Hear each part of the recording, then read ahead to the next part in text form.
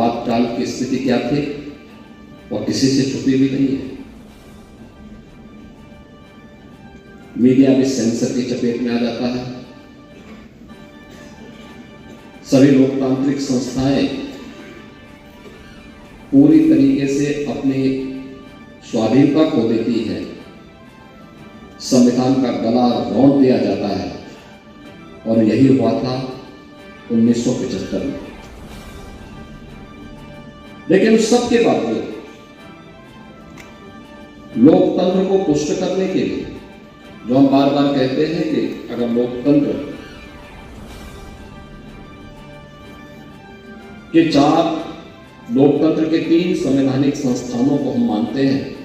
विधायिका को, कार्यपालिका को और न्यायपालिका को, तो मीडिया ने अपनी सशक्त उपस्थिति के माध्यम से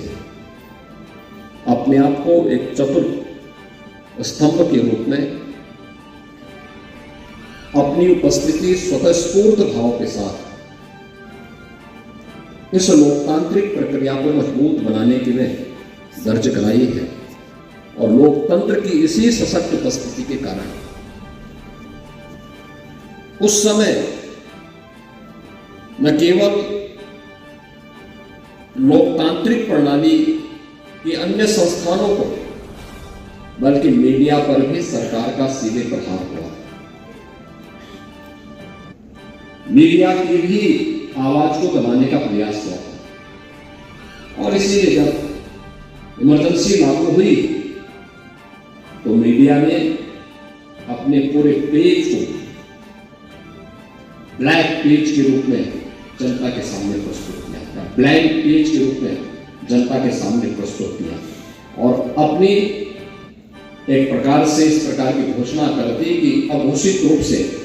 कि हमारी आवाज दबाई जा रही है, लेकिन हम चुप नहीं बैठने वाले हैं।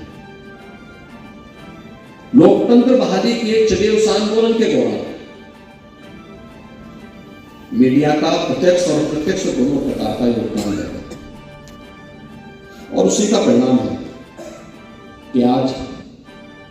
देश के अंदर फिर से लोकतंत्र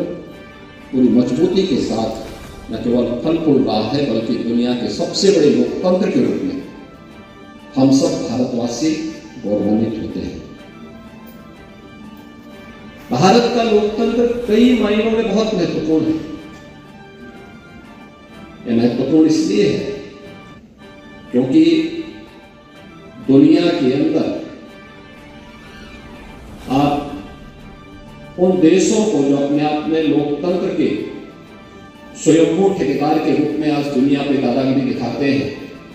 अगर आप देखेंगे तो उन देशों के यहाँ लोकतांत्रिक व्यवस्था लागू होने के बाद उन्होंने अश्वेतों को लोकतांत्रिक अधिकार बहुत बाद में दिया। दुनिया के अंदर लोकतंत्र के प्रहरी के रूप में अपने आप को स्थापित करने वाले लोगों ने आधी आबादी को मत देने का अधिकार भारत से बाद में दिया।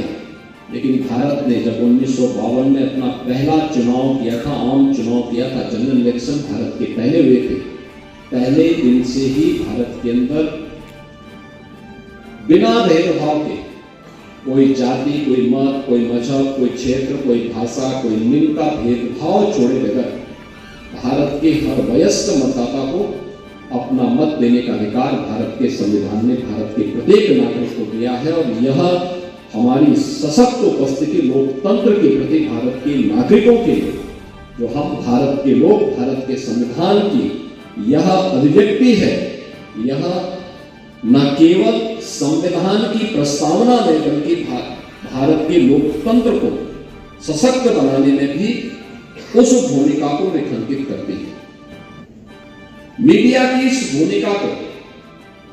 लगातार मीडिया ने अपनी उपस्थिति के माध्यम से प्रस्तुत किया। आज से 50 वर्ष पहले के गोरखपुर की कल्पना करिए, क्या स्थिति रही थी उस समय का गोरखपुर। कनेक्टिविटी का अभाव था,